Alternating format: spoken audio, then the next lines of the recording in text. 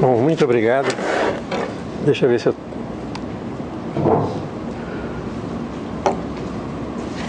Muito obrigado por essa apresentação mais uma vez. Deixa eu explicar, em primeiro lugar, que esse meu colóquio, para as pessoas que já estiveram aqui em anos anteriores, vai estar cheio de redundâncias. Vocês vão ouvir de novo as mesmas coisas. Me pediram que falasse mais ou menos como eu falei alguns anos atrás para os calouros de então, e eu tenho repetido isso para os calouros algumas vezes. Eu nunca consegui, uma das coisas que eu digo é que eu nunca, durante todo esse tempo que eu tive aqui no Instituto, eu nunca dei 2 vezes a mesma aula. Mas isso não quer dizer que eu tenha dado várias vezes aulas muito parecidas, tá certo? Então, eu também já fiz esse colóquio aqui algumas vezes e todas as vezes foram diferentes, mas muito parecidas. Eu espero que hoje seja um pouco diferente para talvez alguém que possa ter estado antes, para não ficar decepcionado demais, mas vocês vão notar que existem várias semelhanças. Eu acrescentei algumas coisinhas que talvez sejam divertidas em algum momento. Eu me diverti talvez tentando acrescentar, mas é essa questão, quer dizer, ele está dirigido especialmente para o pessoal que está entrando aqui na universidade.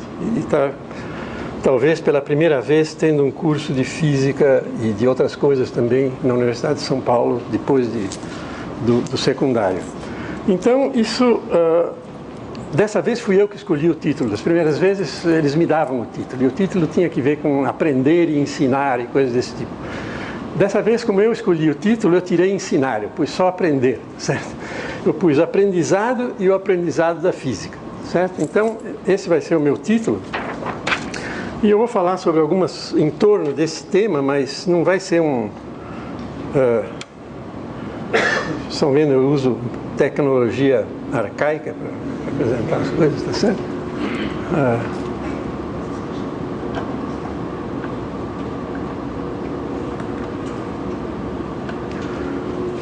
Muito bem. Eu tirei daí a palavra ensino. E isso para vocês pode parecer estranho, porque vocês entraram na Universidade de São Paulo, eu estou falando para os calouros, e o que é a Universidade de São Paulo se não uma instituição de ensino? Então vocês entraram numa instituição de ensino, certo? Então, uma instituição supostamente onde se ensina física. E vocês acham então que vocês vão aprender a coisa que se ensina aqui. Então, a primeira pergunta que eu faço é sobre aprendizado e ensino. Seriam isso 2 aspectos de uma única situação indissolúvel, tá certo? Quer dizer, aprendizado e ensino são situações recíprocas de um único processo que é irredutível, que não pode ser, quer dizer, que um não existe sem o outro. Eu queria começar argumentando que isso é uma outra regra que vocês podem ver. Sempre que alguém faz uma pergunta, mais ou menos que parece óbvia, a resposta que ele pretende desenvolver é negativa. Não, tá certo? Aqui não é uma exceção. Eu quero dizer que o aprendizado e o ensino não são aspectos recíprocos de um único processo, certo? São coisas diferentes, completamente diferentes uma da outra. Cada uma das quais pode existir independentemente da outra. Pode haver aprendizado sem ensino e pode haver ensino sem aprendizado, certo? Uma situação que não é pouco frequente também, tá certo? Muito bem. Para dar a entender por que eu quero argumentar sobre a resposta negativa a essa pergunta, eu vou, como eu fiz já uma outra vez, usar um testemunho de uma terceira pessoa que não tem nada a ver conosco, tá certo? Mas que também entrou em universidades, fez cursos e depois fez outra coisa. O nome dessa pessoa é um camarada que chama Emanuel Derman. Ele tem um nome que parece anglo-saxão e talvez tenha alguma coisa a ver com isso, mas ele é, de fato,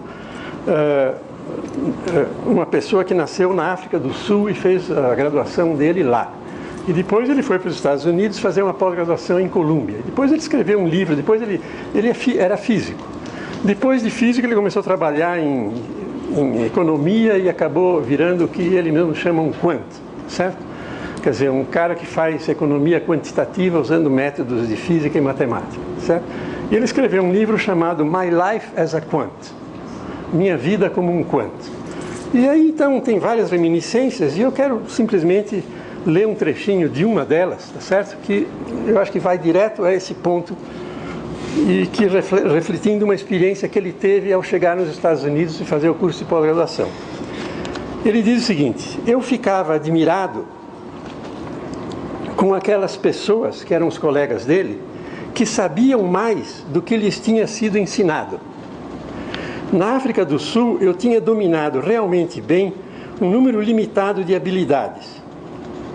E esse conhecimento durou a vida toda. Lá eu tinha esperado obedientemente, ano após ano, para chegar ao nível em que eles, professores, começariam a me ensinar as coisas com as quais eu era capaz de lidar. Nunca havia me ocorrido que eu poderia aprender o que eu quisesse e quando eu decidisse. Na América, eu fiquei alarmado ao ver estudantes que se punham a aprender coisas por conta própria. Eu ainda me sinto embaraçado em admitir para mim mesmo que quase nunca estudei qualquer coisa que não me fosse ensinada oficialmente. Certo? Então essa é uma atitude comum que ele teve e foi motivo de espanto quando ele viu que não podia ser assim. Então a primeira mensagem para vocês é que isso não precisa ser assim. Vocês podem aprender as coisas quando vocês quiserem, certo? Em princípio, é só tentar. A gente pode não conseguir, mas tentar é sempre permitido. Então esse é o primeiro ponto. Existe uma possibilidade de um aprendizado independente. Muito bem, isso de certa forma é até trivial, se vocês pensarem. Porque se não houvesse a possibilidade de um aprendizado independente, nunca se poderia aprender uma coisa nova, certo? Porque para aprender uma coisa é preciso que alguém ensine, então essa pessoa já deve saber aquilo. Então nunca se aprende nada de novo. Então o aprendizado independente é o único caminho para aprender coisas novas, certo? Então vocês estão vendo que não só isso é possível, mas é importante e é crucial até. Então o aprendizado, de fato, independente, é uma atividade absolutamente crucial em universidades de pesquisa. Em universidades de pesquisa, essa atividade não está restrita aos estudantes, tá certo? Mas os professores também estão aprendendo. Certo? Eles estão tentando aprender coisas novas, fazendo o que eles podem para aprender alguma coisa que não se saiba ainda. É isso que se chama fazer pesquisa, certo?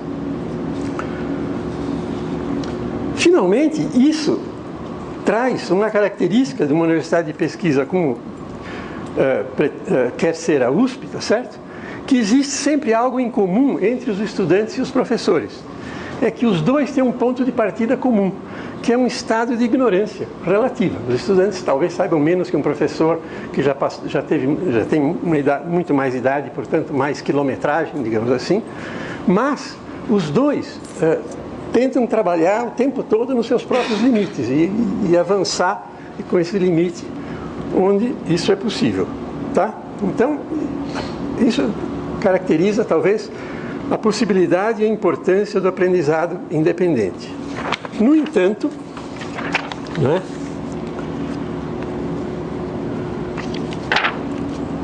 o que a gente pode dizer ainda é que, certamente, deixa eu ver o que eu vou fazer aqui. Ensinar não é supérfluo, tá certo? O que é ensinar? Ensinar o quê? Coisas já aprendidas por um e ainda não por outro, certo?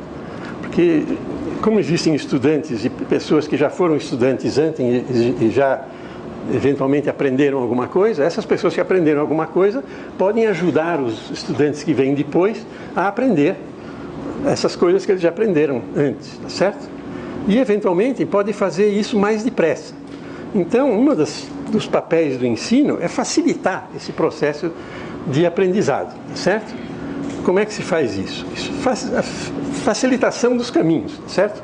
Quer dizer, tem pessoas que já passaram pelo caminho, conhecem os truques e evitam que a pessoa se perca em buracos em que outras pessoas já se perderam e que não foram devidamente sinalizados, tá certo? Então, existe essa facilitação de caminho e isso permite um aumento na velocidade de aprendizado, tá certo? Nós estamos hoje no século XXI e a física começou, talvez, vamos dizer, no século XVII, alguma coisa assim. São muitos séculos. Vocês não têm todo esse tempo para aprender a física de novo, tá certo? Então, você tem que aprender vários séculos em 3 ou 4 anos, certo? Então, precisa de uma velocidade muito maior, certo? Isso ajuda para isso, é muito útil, certo? Muito bem. Além de tudo, existe nesse processo de ensino, eventualmente, uma certa filtragem e atualização de pontos de vista. Porque se vocês forem estudar, por exemplo, a mecânica de Newton, lendo os princípios, vocês vão ver que é meio complicado. Em primeiro lugar, está escrito em latim. Bom, mas tem traduções. Mas mesmo assim é muito difícil. Se vocês pegarem a tradução, uma língua que vocês dominam perfeitamente, digamos, português, é extremamente complicado aprender. É o pior lugar possível para você aprender mecânica newtoniana. É Newton. Então é preciso ver. Por quê? Porque ele tinha uma linguagem e certas preocupações e certos rituais que ficaram fora de moda, digamos assim. Então hoje a gente aprende as mesmas coisas de outra maneira e que está mais, digamos, em equilíbrio com o que as pessoas, as outras também que trabalham com essas coisas, pensam. Então é uma maneira de você ter também mais capacidade de comunicação, certo? Então, o ensino que não é novo, do que não é novo, é extremamente importante, mas como um recurso importante para o aprendizado. Ele não é indispensável, certo? Ok?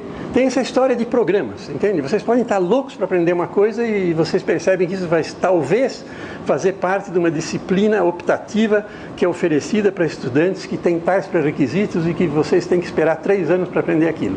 Vocês não têm que esperar tudo isso, certo? Vocês podem começar a ver, fuçar agora e ver o que vocês podem entender daquilo, certo? Mesmo que seja difícil, é uma informação já, é difícil, certo? Qual é a dificuldade? É preciso tentar a mão para sentir essas coisas, certo?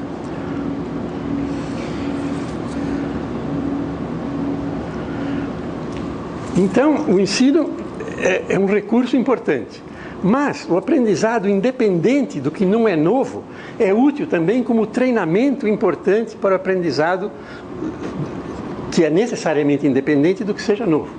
Então, a gente precisa aprender a aprender independentemente, certo? Isso é uma coisa, se a gente vai querer aprender coisas novas. Isso, quando vocês encontram aqui na situação de curso que vocês vão fazer, vocês já devem estar fazendo algum curso, não sei se já chegaram a isso, existe uma maneira normal de, digamos, forçar vocês a pensarem independentemente. Isso é feito normalmente através de exercícios e problemas, certo? Então, vocês têm que resolver uma opção de exercícios e problemas. Em geral, nesses exercícios e problemas tem coisas que não são exatamente aquelas que foram discutidas. Não é um problema de memória, de reproduzir alguma coisa que foi dita pelo professor, alguma coisa assim. Tem uma situação nova e vocês têm que se achar naquela situação, ver como é que vocês pegam o que vocês sabem e dão sentido ao problema e acham uma solução, certo? Então, essa coisa de fazer exercícios e problemas é uma parte importante. A intenção disso, no fundo, é fazer vocês aprenderem a aprender algumas ferramentas, a usar algumas ferramentas do aprendizado independente. Tá certo? Muito bem. Nesse ponto, existe uma outra citação, se eu achar aqui, eu fiz alguma confusão, tá? Também do Derman, tá certo? Que mostra um pouco essa situação de um estudante diante de um processo de ensino, tá certo? Ele diz o seguinte: na Universidade da Cidade do Cabo, livros-texto eram considerados material auxiliar. Nós tomávamos nota cuidadosamente das aulas e as estudávamos à exaustão. E isso era em geral suficiente. Na minha segunda semana em Colúmbia, fiquei chocado ao descobrir que um dos problemas para casa não tinha nenhuma relação com a matéria tratada em classe. Pensando que o professor tinha se enganado, fui trocar ideias com um colega, que me disse que o material relevante era tratado na última sessão do 2º capítulo do livro-texto. Tá certo? Eu fiquei momentaneamente aturdido com a ideia de que alguém pudesse propor problemas sobre tópicos que nunca tinham sido discutidos em classe. Tá certo? Esse talvez era um tratamento de choque para ver o que a pessoa fazia diante de um problema novo, certo? Para ele. De solução conhecida por alguém, mas não por quem estava sendo chamado a resolver o problema. Muito bem, então essas são coisas gerais sobre ensino, aprendizado, coisas desse tipo. Então, eu vou fazer agora trocar algumas ideias sobre aprendizado de física, tá certo? O que a gente pode dizer sobre aprendizado especificamente de física, certo? Bom, eu vou ser muito geral e vou tentar colocar umas ideias aqui nesse sentido, que são o seguinte: o grande problema da física é quais são as leis da natureza, digamos, certo? Mas a gente tem que entender o que quer dizer essa pergunta. Então, eu quero saber o que significa essa pergunta, quais são as leis da natureza. O que são leis da natureza? Muito bem, o que são leis? Bom, a gente conhece muito bem as leis das pessoas, certo? As leis do trânsito, as leis do código, sei lá, cuja transgressão é punida pelo Código Penal e coisas desse tipo, tá certo?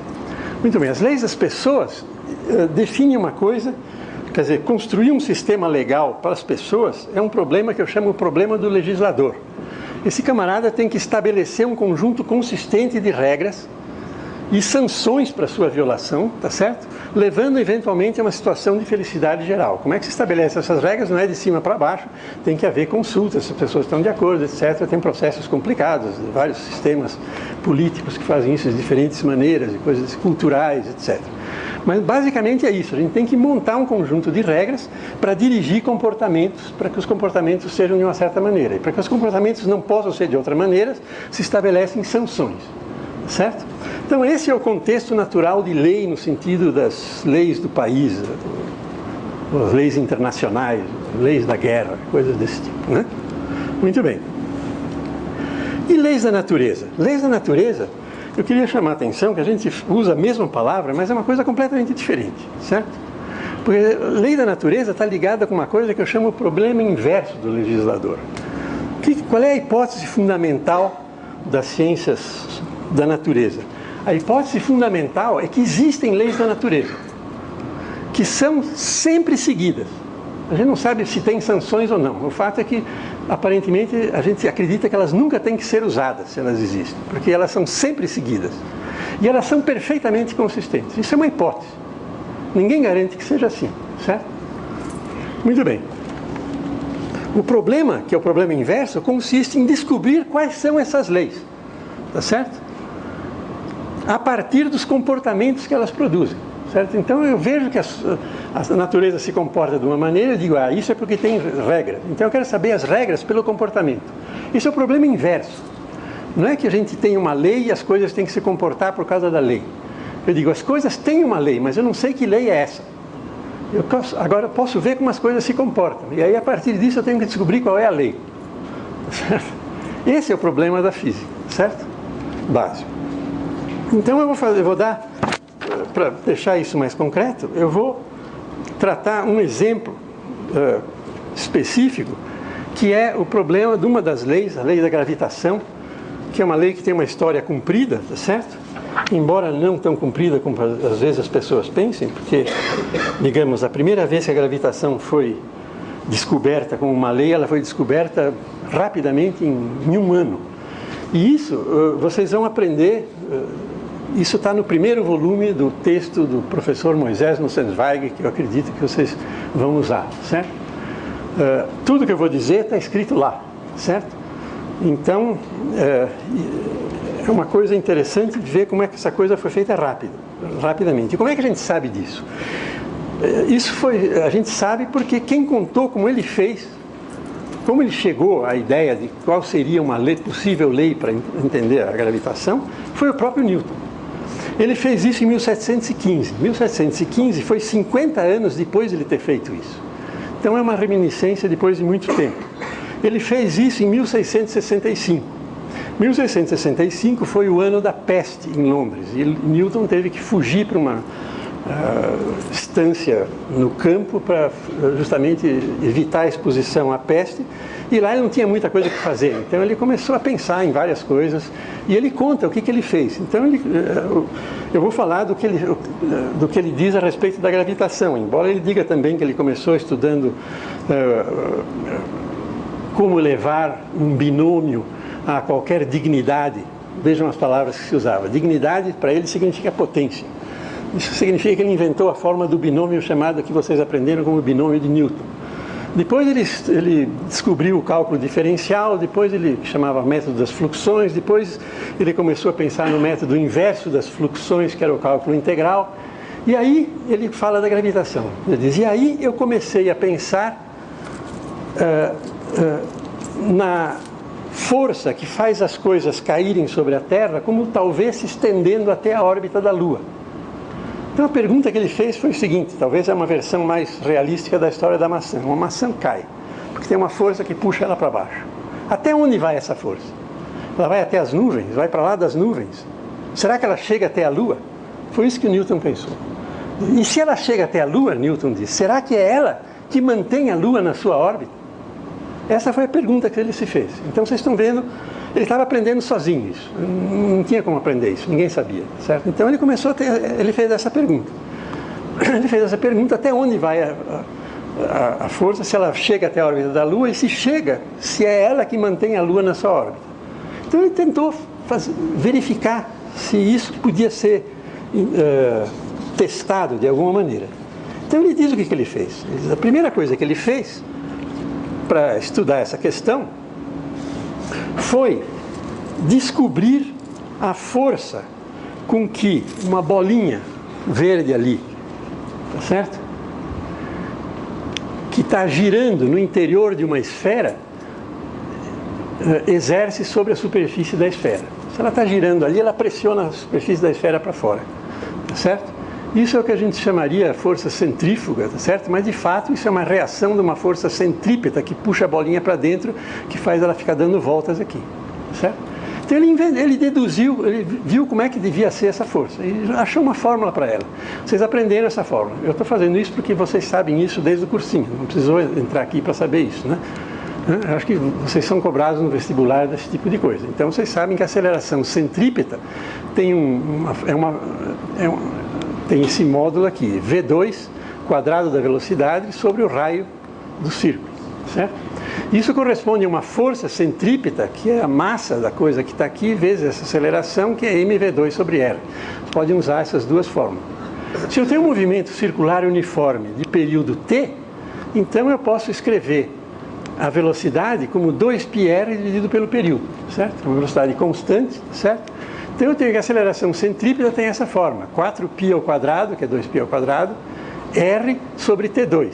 Aqui não é R2, porque tem um R aqui embaixo que cancela e fica assim. Então essa é uma forma da força centrípeta em termos do raio e do período, certo? Muito bem. Então isso foi a primeira coisa que Newton achou. Aí ele diz, aí usando isso, quer dizer, sabendo disso, eu usei, e aqui já vai uma homenagem ao comemorado da astronomia desse ano, eu usei, ele disse, a terceira lei de Kepler, que diz que o quadrado do período é proporcional ao cubo do raio. Certo? Isso é o que Kepler dizia. E ele descobriu essas coisas nos planetas, certo? Mas Newton diz, vamos usar isso aqui, certo? Então aqui, onde ele tinha t quadrado, ele colocou k vezes r ao cubo. Então a aceleração centrípeta ficou 4π ao quadrado sobre k vezes 1 sobre r2. Diz, isso quer dizer que se vale a terceira lei de Kepler, essa aceleração deve variar inversamente com o quadrado da distância. Certo? Isso diz como é que essa força que faz a maçã cair varia com a altura, com a distância. Certo? Varia como o inverso do quadrado da distância. Certo? Isso é aceleração. A força é só multiplicar isso por m. Falta um π quadrado aqui. Certo? Muito bem. Aí Newton disse, isso aqui depende dessa massa aqui, e isso é devido à Terra de alguma maneira, por simetria, se eu tenho duas coisas, deve depender das duas massas. Então ele resolveu escrever a coisa desse jeito aqui. A força que uma massa A sofre devido à presença de uma massa B, MB, é uma certa constante, que engloba qualquer coisa que esteja aqui de constante, o produto das duas massas, para ficar simétrico nas duas, e inversamente proporcional ao quadrado da distância. Então isso era a hipótese, certo? Aí ele diz, muito bem, essa hipótese tem uma coisa que a gente vai ver que depois é parcialmente agradável, que seria uma ação à distância. Quer dizer, se tem uma coisa aqui e outra coisa aqui, uma sabe da outra instantaneamente por causa dessa força que uma exerceria sobre a outra. Isso aí preocupou o Newton um pouco, mas ele acabou dizendo, bom, não sei, isso aí, não faço questão dessa hipótese, eu não, né? Essa é uma hipótese estranha, mas enfim, ficou assim, é como essa teoria foi feita. Aí, o próximo passo é ele ver se essa elucubração toda aqui fazia algum sentido ou era tudo bobagem, certo? Ele diz, mas tem coisas aqui que eu posso testar imediatamente. E ele testou isso da seguinte maneira. Eu posso aplicar a fórmula, essa fórmula aqui da aceleração centrípeta para a Lua. Então eu calculo isso daqui, essa daqui em particular, no raio da Lua, certo? Isso aqui é o raio da órbita da Lua. Isso aqui é a Lua aqui embaixo, isso aqui é o raio da órbita da Lua. Isso aqui é a aceleração centrípeta na órbita da Lua. Ela vai ser essa 4π sobre K, que é a constante, 1 sobre o raio da Lua ao quadrado. Ou, usando aquela fórmula lá, 4π ao quadrado raio da órbita da Lua dividido pelo período da Lua ao quadrado. Tudo isso se sabe. Os gregos já tinham medido o raio da órbita da Lua, sabia a distância da Lua à Terra, o período da Lua. Todo mundo sabe, eu tenho a impressão que vocês certamente sabem, né? Qual é o período da Lua? Todo mundo sabe, não sabe? Hã? Sabe? Bom, se vocês tivessem que pôr aí, o que vocês poriam, certo? Bom, vamos lá. Muito bem, aí ele diz, e qual é a aceleração centrípeta sobre a superfície da Terra? Aí ele diz, muito bem, eu calculo a mesma fórmula, em vez de usar o raio da órbita da Lua, eu uso o raio da Terra. Esse símbolo aqui é o símbolo da Terra, que isso aqui é o raio da Terra. Então é a mesma coisa no raio da Terra. E no raio da Terra eu sei que isso vale G. Vocês conhecem esse G? 9,8 metros por segundo ao quadrado. Certo? Muito bem, então eu tenho uma fórmula aqui que envolve coisas da Lua e mais umas constantes. Eu esqueci do K aqui, evidentemente. E aqui eu tenho uma outra coisa que envolve o raio da Terra, que tem o K aqui, certo? Muito bem. Então, vejam, se eu divido uma pela outra, todas as constantes caem fora. E eu sei que a relação dessas duas acelerações centrípetas, a aceleração centrípeta que a Lua precisa para ser mantida na sua órbita, e o G da Terra, a aceleração centrípeta que é o G da Terra, tem que estar numa relação que é o raio da órbita da Lua ao quadrado dividido pelo raio da Terra ao quadrado, certo? Por outro lado, isso daqui, se eu usar essas expressões e dividir uma para a outra, vai ser o G, aqui sobra o T quadrado que vai para cima, porque isso aqui está embaixo, o raio, e o 4π quadrado, raio da órbita da Lua, certo? Então eu pego isso daqui, pus isso aqui embaixo, então fica isso aqui embaixo e o G em cima, certo? Então eu tenho essa relação aqui. Para isso eu tenho uma fórmula para G, se eu quiser. Se eu isolo o G daqui, o G fica, veja, 4π ao quadrado, raio da órbita da Lua ao cubo, raio da Terra ao quadrado, dividido pelo período da Lua ao quadrado, certo? Isso tudo saiu dessa elucubração aqui. Se você faz a conta, põe aqui essas coisas, e para isso daqui vocês certamente pensaram em usar um mês lunar, tipo 27 dias, esse é o período da órbita da Lua, de uma Lua cheia até a outra, mais ou menos, certo? Porque o Sol também se mexe e tal, é por aí. Vocês põem isso aqui, eu não sei que números que o Newton usou, ele diz, eu pus os números e verifiquei que batiam muito aproximadamente. Eu não sei que números ele usou, mas eu pus aqui os meus números. Eu usei o número grego, que se usa que o raio da órbita da Lua é 60 vezes o raio da Terra. Quer quer dizer, esse número aqui, essa razão é 3.600, é 60 ao quadrado, e isso dá 9,98 metros por segundo ao quadrado. Então, ok. Então é verdade, tudo que ele falou no começo era verdade. Será que ela chega até a órbita da Lua? Chega. Será que é a força que mantém a Lua na sua órbita? É. Tá certo? Pronto. Acabou a gravitação universal. Tá achada. Achamos uma lei. Certo? Se tenho duas massas, tá certo? Qual é a lei que foi inventada? Ela tem uma expressão matemática, se vocês quiserem, que é isso daqui. Certo? Essa é a lei. Essas coisas se comportam assim, tem essas forças. Isso foi feito antes do princípio. Então aqui não tem primeira lei de Newton, segunda lei de Newton, não tem nada disso. Certo? Mas está sendo usado isso aqui. O tempo todo, para fazer isso daqui, você tem que estar usando essas leis de Newton. Então Newton certamente tinha uma ideia muito clara de como é que como é que a mecânica devia funcionar.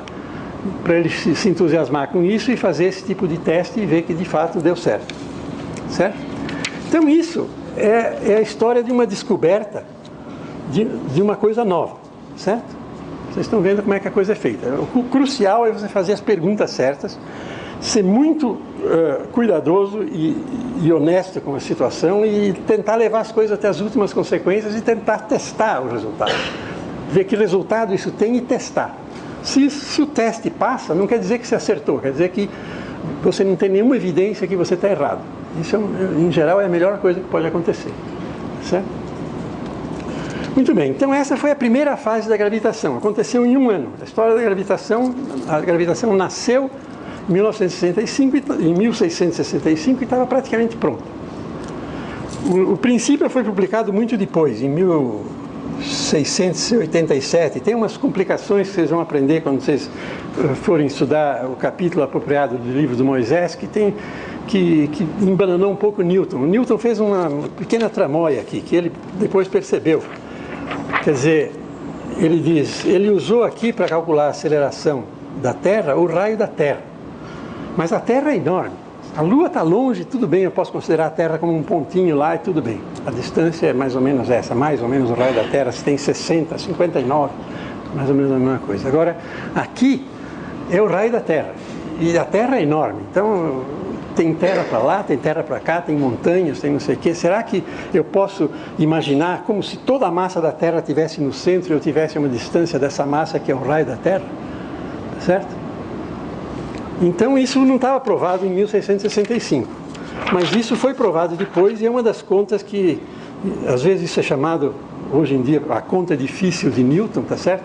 E está feita no livro do Moisés. Vocês vão fazer essa conta, certo? Tem que fazer uma integral e vocês vão ver que exatamente isso é verdade.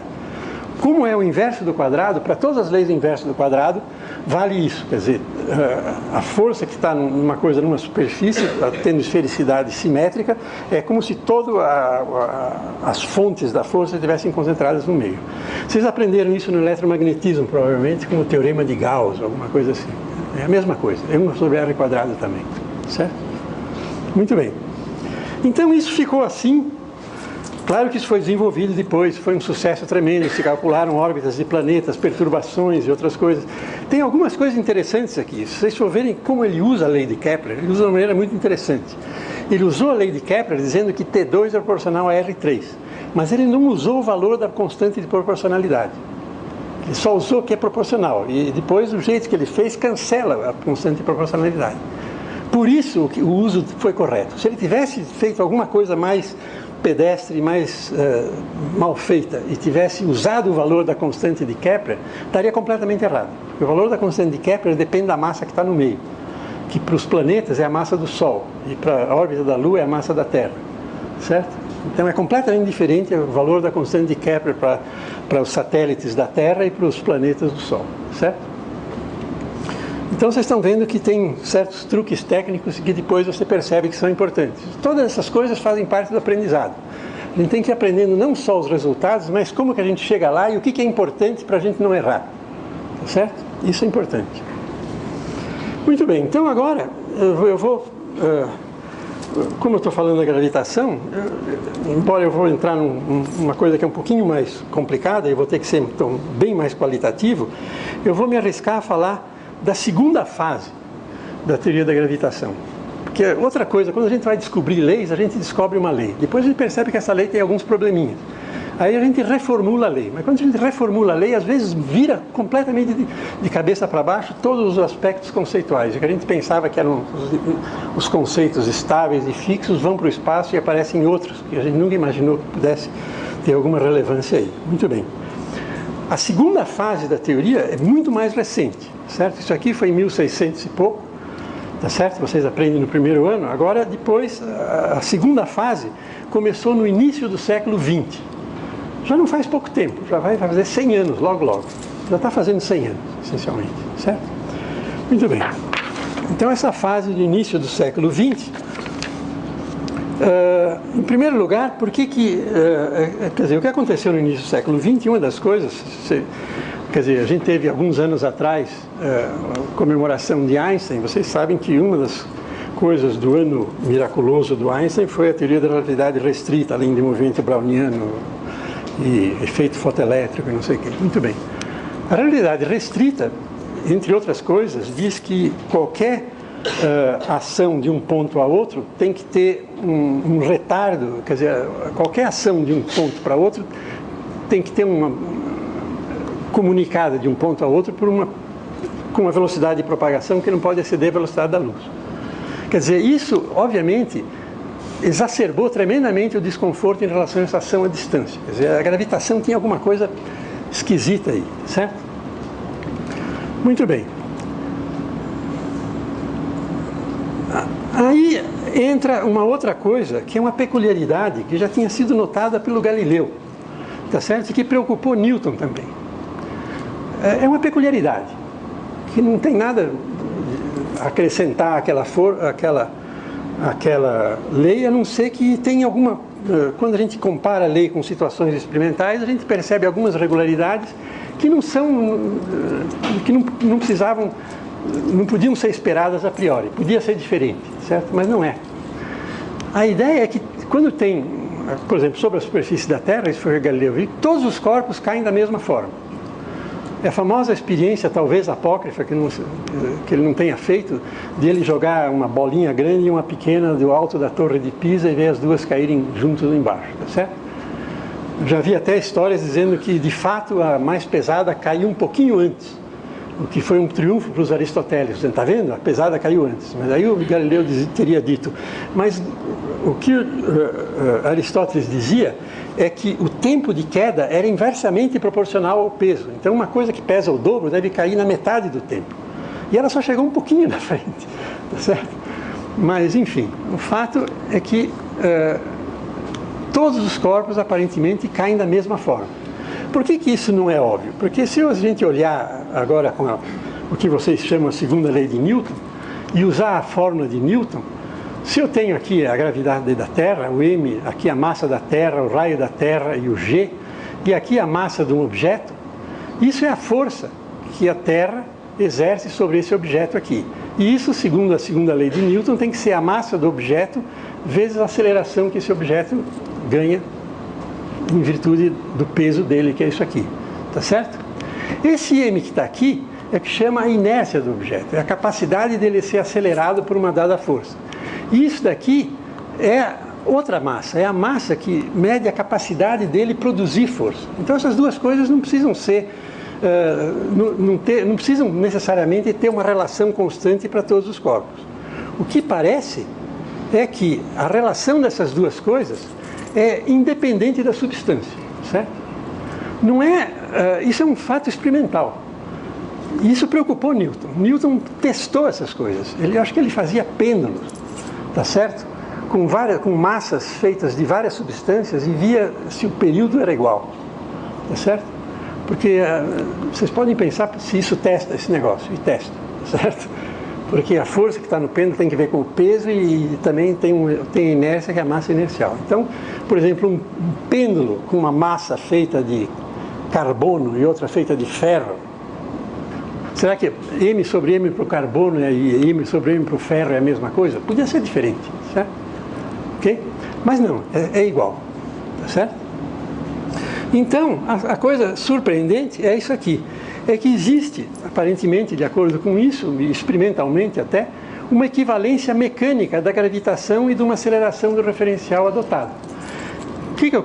Como é que entrou o referencial aqui? É que eu posso, por causa disso daqui, eu posso sempre cancelar um peso com uma aceleração. Isso é o famoso elevador de Einstein, tá certo? Se você pega um elevador e corta os cabos, ele está em queda livre. Enquanto ele está em queda livre, o peso das coisas dentro do elevador é zero. O elevador está acelerado com a aceleração da gravidade para baixo, tá certo? E tem a força da gravidade, tá certo?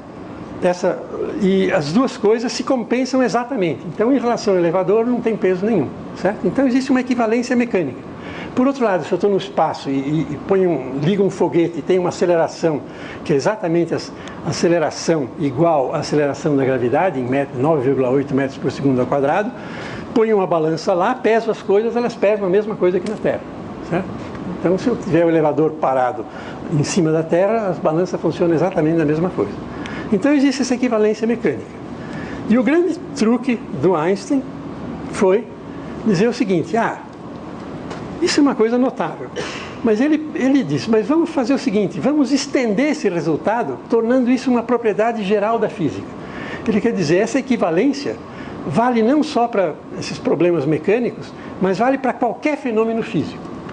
Quer dizer, qualquer coisa que eu faça num sistema acelerado é exatamente igual eu fazer a mesma coisa se esse sistema estiver sujeito a um campo gravitacional equivalente, nesse sentido aqui, certo? Isso é um princípio de equivalência. E isso pode ter algumas consequências curiosas. E aí eu vou começar a ser qualitativo um pouco, mas já estou sendo, né? Mas, em particular, tem uma consequência que é extremamente bizarra.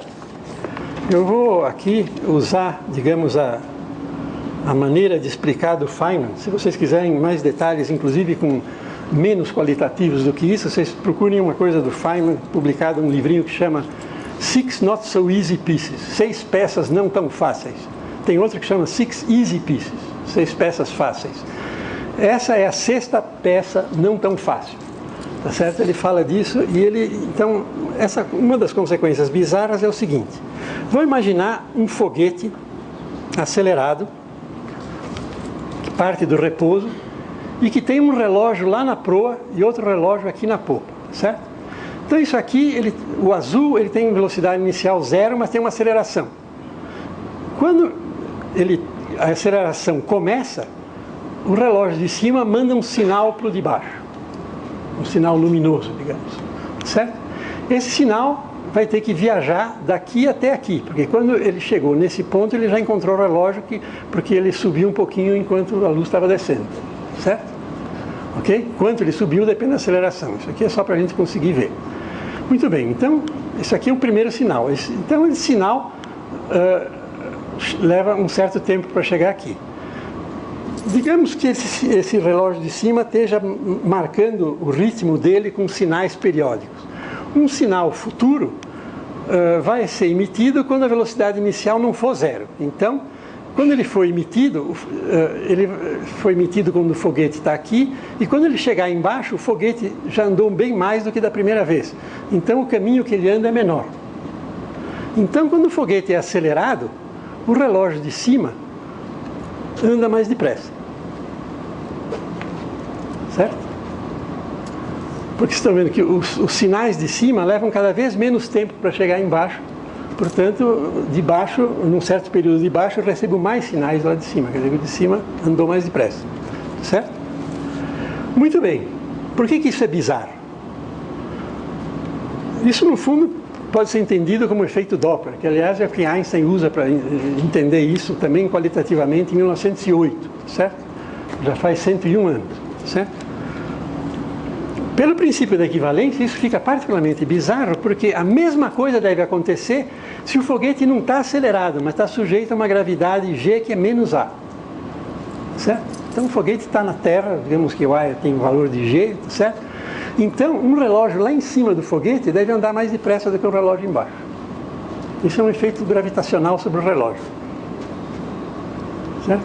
Então, o tempo onde a gravidade, quando eu subo na gravidade, começa a andar mais depressa. Certo?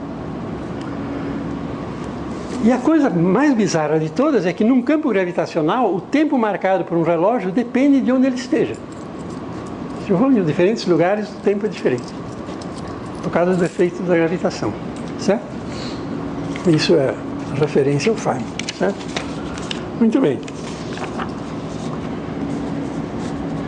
Isso, agora para tornar uma história mais complicada, extremamente curta, dá uma maneira de descrever, uma maneira completamente nova de a gente descrever o movimento sob a ação da gravidade, certo? Que é o seguinte, vamos considerar a seguinte questão, que é uma questão como o Feynman também propõe. Eu tenho aqui o chão, tá certo? Um campo gravitacional aqui, tem um ponto A separado de um ponto B numa distância, esses são pontos fixos aqui embaixo, tem relógios sincronizados aqui, todos no mesmo nível, então com a mesma, andando, marcando o mesmo tempo, tá certo? E eu quero sair daqui num tempo que eu chamo t igual a 0 e chegar lá num tempo que eu chamo t igual a t. Então, o problema é esse, eu quero ir daqui até aqui no tempo t igual a t. A questão é a seguinte, como que eu devo levar um relógio de A até B para ele sair daqui no A, chegar lá em t, de modo que o tempo que ele registre seja o maior possível? Essa pergunta faz sentido porque, vejam, se eu for por aqui, em linha reta, certo? Vocês dizem, bom, aí o tempo é t. Não é bem verdade. Se vocês levarem em conta a relatividade restrita, para ir daqui para lá, ele vai ter que ter uma certa velocidade, e vocês sabem que um relógio que tem uma velocidade anda mais devagar. Então ele vai chegar lá marcando um pouco menos do que t. Certo? Se ele for com velocidade uniforme, vai chegar lá marcando um pouquinho menos do que t. Mas aí eu pergunto, será que tem outro caminho pelo qual ele ande mais depressa? Uma coisa que a gente pode fazer é dizer, bom, eu sei que se eu subir aqui, ele vai andar mais depressa. Então um jeito é subir e descer. Para andar mais depressa ainda e, portanto, levar mais tempo dele para chegar aqui, eu devo subir muito alto e descer muito alto. Errado. Porque eu só tenho o tempo t para chegar lá. Então, se eu vou muito alto, de fato eu ganho muito tempo lá em cima. Mas eu perco tempo porque eu tenho que usar uma velocidade grande, porque eu só tenho um tempo t para chegar lá. E aí eu tenho que levar o efeito da relatividade restrita e isso atrapalha outra vez. Então existe um compromisso ótimo, tá certo? Como é que eu descubro o caminho pelo qual isso vai para lá? No tempo máximo do relógio, no campo gravitacional, com aquele truque estranho do foguete, certo? É muito simples. É só eu arremessar um projétil aqui, com velocidade e ângulo apropriado, para ele chegar lá no tempo t. A parábola que esse negócio descreve é exatamente a trajetória de tempo máximo. Tá certo? Então vocês estão vendo o que no começo do século XX virou a gravitação. A gravitação hoje é isso.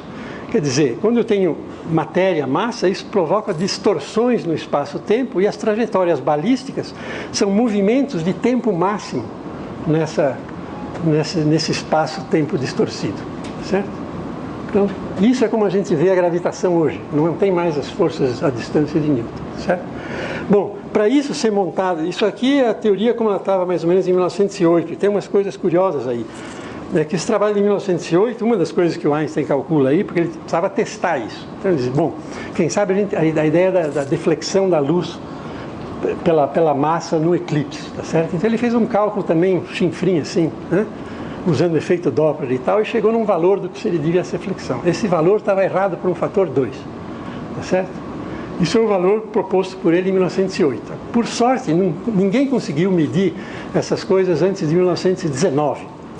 E quando foi em 1916, ele já tinha montado a teoria toda certinha e refeito a conta como deve ser feita mesmo, e achou o fator 2. E aí a nova previsão dele era o dobro da anterior. E aí eles mediram as estrelas e deu o fator 2. Tá certo? Mas hoje, se vocês quiserem um teste disso, não precisa mais da história do eclipse. Todo mundo aqui já deve ter visto, ouvido falar, ou tem no bolso agora um GPS, certo? Um GPS é um aparelho de posicionamento global que envolve distâncias a uma série de satélites que têm órbitas conhecidas e que têm relógios de uma grande precisão.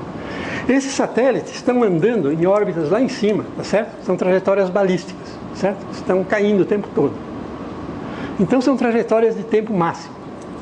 Então, na trajetória desse satélite, o efeito gravitacional no tempo, do adiantamento deles, é o máximo possível. Quanto é? Um relógio no satélite, em relação ao relógio da Terra, adianta 47 microsegundos por dia. Tá certo? Mas se diz, mas o satélite tem uma órbita, tem uma velocidade, então deve ter um efeito de relatividade restrita e que deve funcionar em sentido contrário. É verdade. São 8 microsegundos por dia.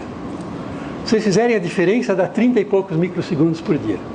Se vocês não tomarem nenhuma providência com relação a isso, esse erro de 38 microsegundos por dia dá um erro na posição que, por dia, aumenta 38 microsegundos vezes a velocidade da luz. Isso dá 10 km. Tá certo? Então, se eles não corrigissem, o GPS que funciona hoje, amanhã daria um erro de 10 km. Em uma semana, vocês já não poderiam descobrir nenhuma diferença. Vocês poderiam achar que estão em Campinas e estão em São Paulo. Certo? Para que isso seja, para que funcione o GPS que vocês têm no bolso, ou podem ter no carro, em algum lugar, foi preciso desenhar o relógio lá, que fica de maneira que, na Terra, ele ande 47 microsegundos mais devagar do que o relógio da Terra. Colocado lá, ele anda sincronizadamente com daqui. Com isso, corrige o erro e não tem problema. Certo? Muito bem. Isso, mais ou menos, é um exemplo de como é que a gente aprende as coisas. Todas essas coisas que vocês viram são aprendizados novos e que não tem grandes coisas. Também tem que ir atrás das coisas e talvez trabalhar um bocado. Voltando à questão de universidades, então, só para acabar, eu vou ler de novo essa coisa que eu já fiz outras vezes, que é um artigo que saiu nos jornais em Portugal, de um físico português chamado Carlos Fiolhais, e que ele fala das universidades portuguesas. Ele fala o seguinte: isso tem um certo ponto de vista sobre universidades que a gente não ouve falar aqui muito divulgado, né? Muito comentado, mas é o seguinte: as universidades portuguesas sempre fizeram sobressair, entre todas, a função primordial do ensino. Isto em detrimento do que deveria ser o principal objetivo, o conhecimento. Ou, noutras palavras, a aquisição, o desenvolvimento, a crítica e a renovação do conhecimento. Consagrado o primado do ensino, termos como cientista ou investigador, quer dizer, pesquisador, tem pouco uso nas nossas escolas, ao contrário de docente, na sua mais redutora visão. Quer dizer, ele está criticando, ele está dizendo, estamos esquecendo que uma coisa importante, um papel importante da universidade. Um outro autor, o matemático João Queiró, em Universidade Portuguesa, disse o mesmo por outras palavras. A universidade é um sítio onde se estuda, não é um sítio onde se ensina, muito menos um sítio onde se avalia, muito menos ainda um sítio onde se passam diplomas. Tá certo? Então, isso é uma mensagem final para vocês. Isso aí está num livro chamado A Construção do Saber, publicado em 2002. É um artigo chamado A Coisa Mais Preciosa que Temos. Certo? Isso é o que basicamente espera vocês aqui. Eu espero que vocês percebam que é muito mais importante procurar cientistas e investigadores do que docentes. Isso eu estava dizendo no começo. É melhor, porque o cientista e o investigador podem ajudar vocês a aprenderem, tá certo? Mesmo que eles não estejam ensinando formalmente, nem que eles estejam encarregados de uma disciplina e depois tendo que avaliar e eventualmente dar ou não um diploma para vocês, tá certo? Então o problema de aprender é um problema de vocês, tá certo? A universidade, vejam por favor a universidade como um recurso. E eu espero que ela seja um bom recurso, um recurso útil nesse sentido, certo? A gente faz o possível para que seja, certo? E lembrando outra vez a história do ponto de partida comum, que é o estado de ignorância, tanto dos estudantes quanto dos professores, eu não posso, como eu fiz sempre das últimas vezes, deixar de mostrar essa gravura do Goya, tá certo? Que é uma gravura que ele fez bem velhinho, supostamente é um autorretrato, é um velhinho com duas bengalas, e é um desenho feito a lápis numa folha de papel, que é do tamanho desta folha de papel aqui, tá certo? Está no Museu do Prado, em Madrid, tá certo? E tem um título que chama-se Aún Aprendo. Eu ainda aprendo. Muito bem, é isso.